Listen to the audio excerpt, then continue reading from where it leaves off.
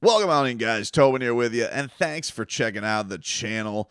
If you guys could subscribe, that'd be great. Watch the Tobin and Leroy show weekdays 10 a.m. to 2 p.m. You guys can watch there on the 560 WQAM YouTube page. And, we'll get silly. It's football season. It's getting back. It's on the horizon. Very excited about that. Heat, we're a month away from Media Day. So we're getting there. I saw a story today. That was I saw it originally on Facebook, but it was a video clip from Shandel Richardson, great reporter, great NBA reporter, and Shandel did a what seems like a Zoom interview with Bam Adebayo, which you guys can go watch on his Inside the Heat YouTube page. I'll link that so you guys can go check it out. Because I'm guessing he's linking it like he's going to do, clip by clip based on how it looks like he does his interviews on his page. So go check it out. But he actually already has this clip in itself was pretty fascinating. And I wasn't pleased with the answer, to be honest with you. We've done some discussing of Bam Adebayo and the summer that he's had, this exciting summer that he's had where he had this great exposure on Team USA, and the players were loving him. And as an aside, I don't know if you guys saw these.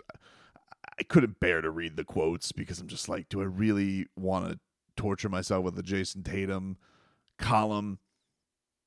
I kind of want to pass. But then, how Instagram works. You see the clips. They're all in there. And, like, Tatum is sitting here and being like, oh, it was so hard. It was hard to adjust. I never knew when I was getting the ball. That's why my jump shot was off. And I'm sitting here. I'm just like, I mean, imagine that. Imagine the audacity off of a gold medal. I saw another quote was like, I won the gold medal. Isn't that what you guys all wanted? It's like, whatever. The point is, it was annoying. And then I think about Bam, who never bitches about his role and is always, the stand-up guy.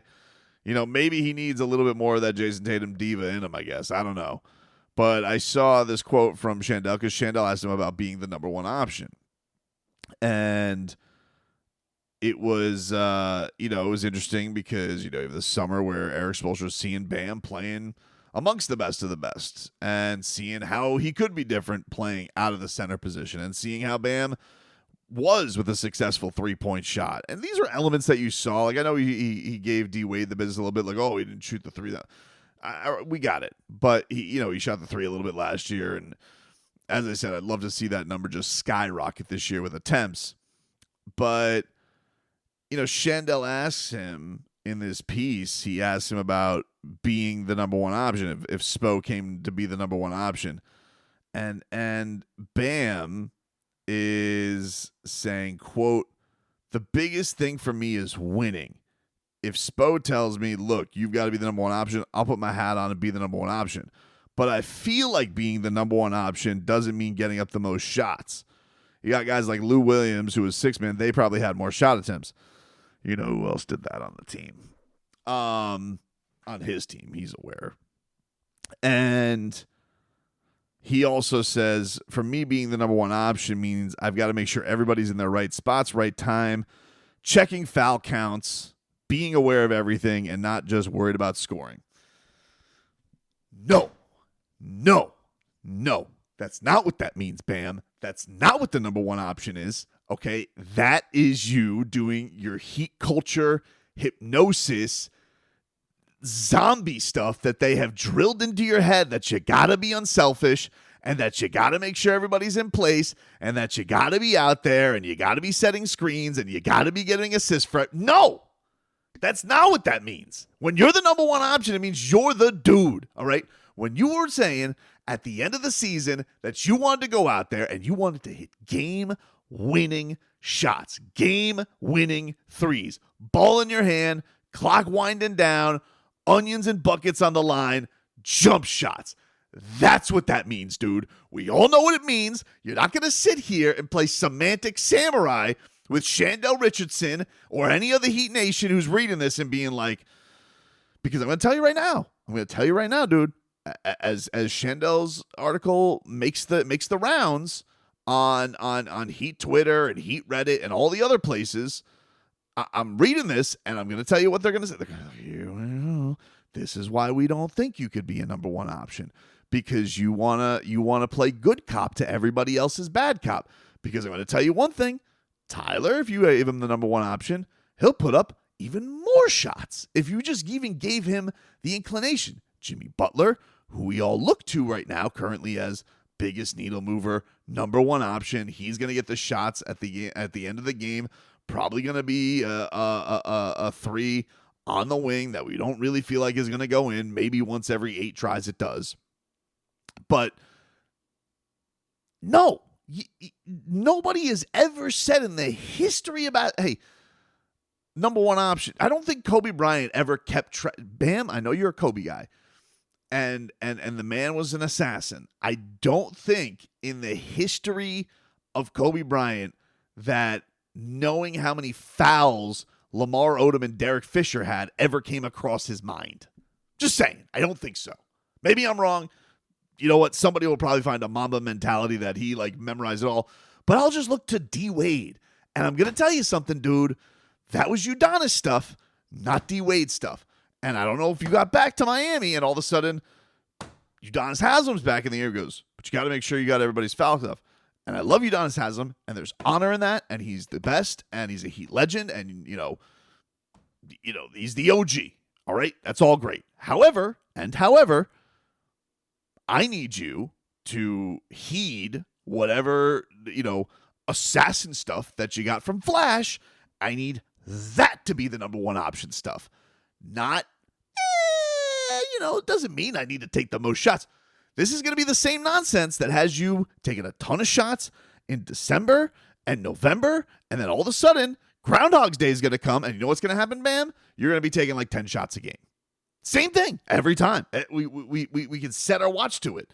That every time, as long as everybody's out there, which is a big roll of the dice, but if everybody's out there, then all of a sudden, who's sacrificing? You, big guy. That's who's out there sacrificing. Not Jimmy, not Tyler, not Terry, not Duncan. Maybe Duncan, but not Kevin Love.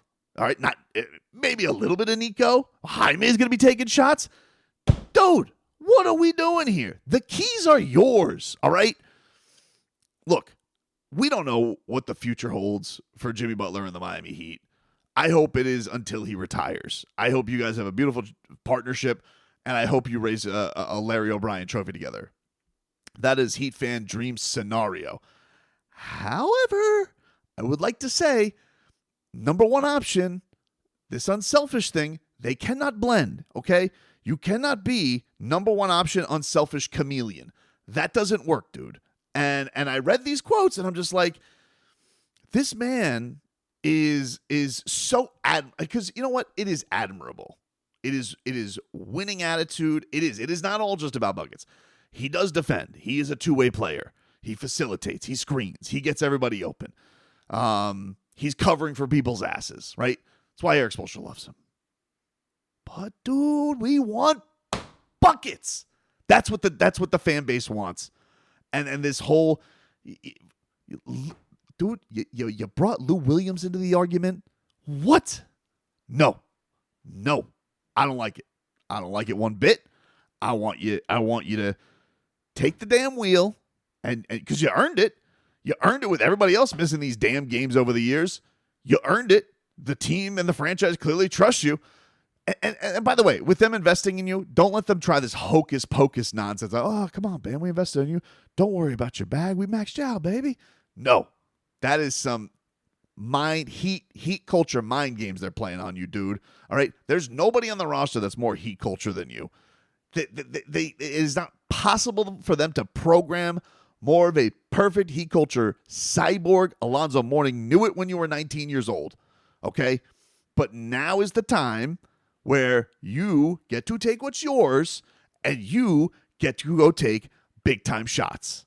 You have earned that. And I don't want to hear about you keeping the tally of foul counts, okay? They're up on the scoreboard. We can all read them. Anyway, great piece by Shandel, though. I appreciate him putting this out there, and it was a pleasure to read even though I had this immature reaction to it.